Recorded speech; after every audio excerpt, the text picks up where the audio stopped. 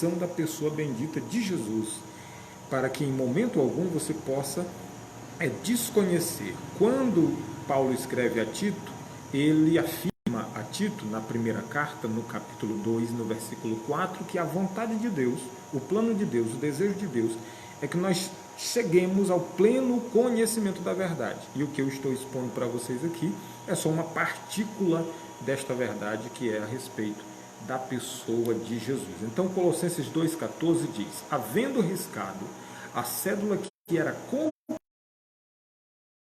a qual de alguma maneira nos era contrária, e eu volto aqui ao subjugo do pecado, nós estávamos escravos, subjugados pelo pecado, mas Jesus tomou parte do nosso sofrimento lá na cruz do Calvário, a cédula de dívida que era contra nós por parte do inimigo, cravou ela na cruz e decretou a nossa vitória, louvado seja Deus, e atirou do meio de nós, cravando-a na cruz. Então Jesus declarou ali através do seu sacrifício, bendito seja o nome de Jesus, de forma que quando nós confessamos Cristo como Salvador e vivemos a nossa vida, continuamos debaixo da liberdade que Cristo concedeu a cada um de nós. Em último lugar, eu quero apresentar que este mesmo Deus que desceu até os homens, nasceu de uma mulher, ele não se apegou da sua divindade, aquilo que eu falei para os amados. Em momento algum, Jesus deixou de utilizar da sua divindade. Mas ele andou sobre o mar. Ele andou sobre o mar, mas ele não, porque ele era Deus. Ele andou sobre o mar porque ele era um homem cheio do Espírito Santo e dependente de Deus para realizar aqui nesta terra. Então foi que ele andou sobre o mar. Quando alguém está ouvindo Jesus, ele diz assim: olha, obras maiores do que estas vós ireis fazer, porque eu vou para o Pai. Assim a igreja tem também de realizar os milagres que Jesus realizou e realizar até maiores, porque ele mesmo estabeleceu. Porque intercedendo pela sua igreja, defendendo a sua igreja, está comprovando ou reprovando as ações da sua igreja. Ele está no céu realizando tais feitos para com a igreja. Louvado seja o nome. No momento se apegou às prerrogativas de ser divino, mas ele se fez semelhante aos homens. É o que nós vamos ver em Filipenses, capítulo de número 2, o versículos de número 5, do apóstolo Paulo escrevendo à igreja que estava em Filipos. Ele escreve e diz assim: de sorte que haja em vós o mesmo sentimento que houve também em Cristo Jesus. Qual sentimento? O sentimento de ser obediente. Jesus se subjugou ao sacrifício de cruz porque ele era obediente. Foi a exigência de Deus, foi a cruz. Não houve outra exigência, a exigência foi essa.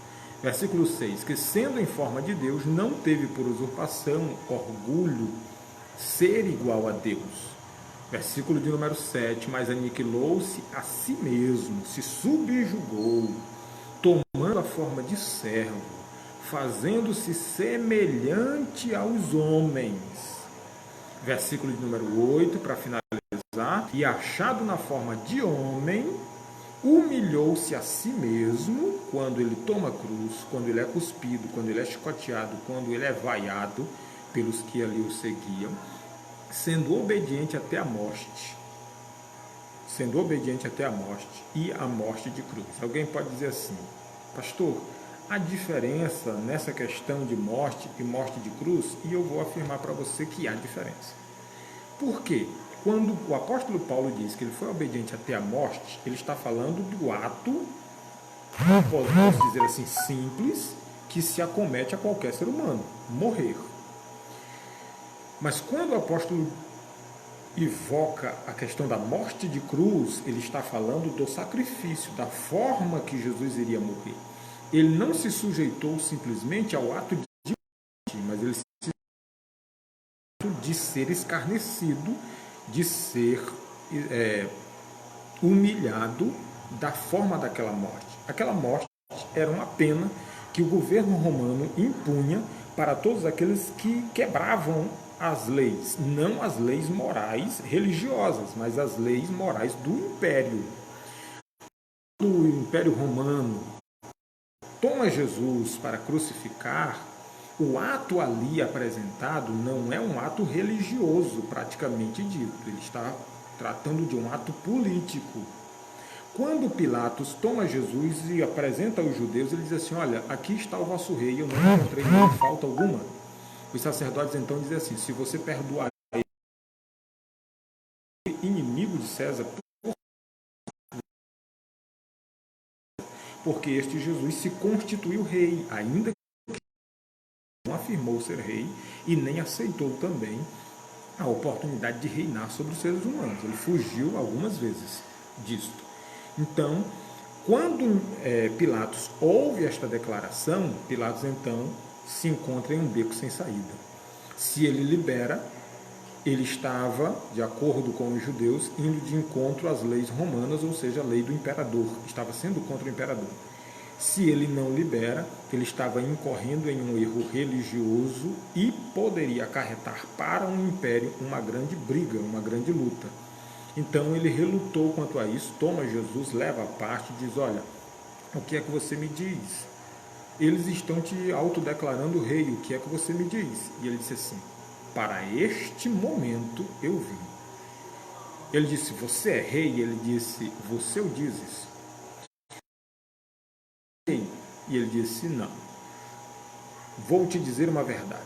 Se o meu reino fosse deste mundo, os meus lutariam por o meu reino não é deste mundo. Então Jesus tirou o nível de reinado dele deste plano material para o plano espiritual. Ele quis colocar a Pilatos a verdade da salvação. Mas Pilatos tomou aquela palavra como uma declaração de monarquia e disse: então você realmente é rei.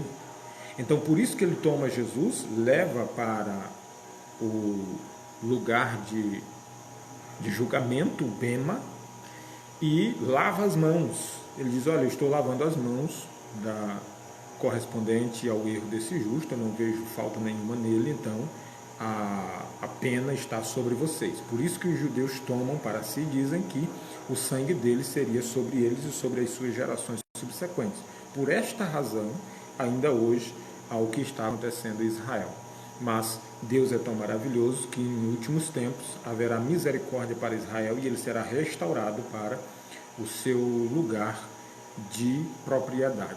Mas isto também é um assunto que nós iremos tratar mais à frente, se assim Deus, pela sua graça, nos permitir. Quero desde já aqui agradecer a cada um dos amados que estiveram conosco e quero aqui citar o nome de cada um, se assim for da vontade de Deus. Eu quero aqui agradecer a Rosilda, a tia Alcione de Açailândia. Outro dia eu disse que era de Imperatriz, mas ela é de Açailândia. O Araújo, lá de Chapadinho, irmão Taílson, grande homem de Deus. Tem inclusive um canal no YouTube. Os amados que quiserem visitá-lo e se inscrever no canal, oficial o título do canal dele. Franci Barros, a professora Charlie, o Johnny Silva, também o Elias Pereira, lá de Bacuri, se não me foge da memória, o irmão. Eu quero agradecer aqui em nome de Jesus, Deus abençoe. A Denise Conceição, a Nilma Rodrigues, minha esposa, a Bertilha Cunha, o Pedro Paulo, o irmão Pedro, lá de Chapadinha também, a irmã Selma de Lagoa do Mato, Deus abençoe, a Maria Kemily Cardoso, quero agradecer a cada um, João Lima e também a Cássia Nicásio, o Cássio Nicásio, na verdade, jovem que crescemos juntos pela graça de Deus. Aprendi a cantar, inclusive, ouvindo ele tocando e também cantando. Deus abençoe a cada um em nome de Jesus. Amanhã, se assim for da vontade de Deus, estaremos aqui novamente, neste mesmo horário, tratando sobre a lição da Escola Bíblica Dominical, e desde já eu quero convidar você às 8 horas da noite, amanhã, se assim for do agrado de Deus. Temos também um canal no YouTube, nós estamos inclusive lutando para podermos realizar as transmissões ao vivo. O YouTube total de inscrição de 25 inscrições. Nós já estamos na de número 17 e peço se algum dos irmãos se agradar de nos fazer uma visita no YouTube. Se inscreva no nosso canal, é pr.Ramon Batista. Se inscreva no canal. A gente agradece em nome de Jesus.